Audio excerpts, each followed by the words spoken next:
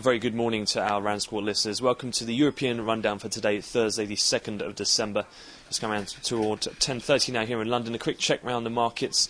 And following on from the decent data we had of the US yesterday and pretty much globally in terms of manufacturing, the ADP reports, as well as decent total vehicle car sales in the US, a positive beige book, and also that speculation of potential for the ECB to increase their bond buying programme, saw the equities on Wall Street finish up over 2% last night, translated into higher equities across the major Asian bourses, the Nikkei and Shanghai Composite up following that trend. And it has meant that European equities have also followed suit with that positive optimism, and we are trading up around 1% in the core European bourses. Outperformance once again is being seen in the Spanish IBEX, led by banking giants BBVA and Santander.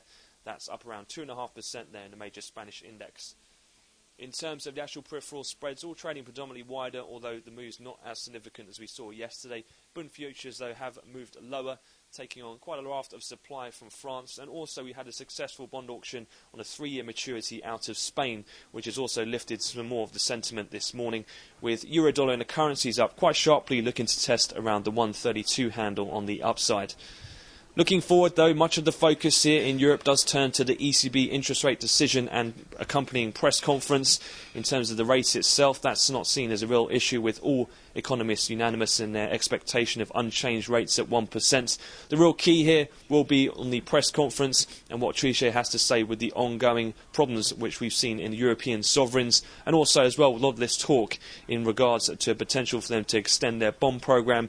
However, the majority of analysts and even Goldman Sachs analysts as well has said this morning that they see that as very much a long shot at this stage. That'll be at 1:30 for that press conference. But in terms of US economic numbers, we've also got the weekly jobless numbers. We'll also get the pending home sales report. And from the US Treasury today, we've got a 3/10/30 note refunding announcement alongside another New York Fed outright Treasury coupon purchase. That concludes the European wrap-up, so we'll have another update later on in the session at the European cash equity close. But for the time being, I wish you all a great trading day.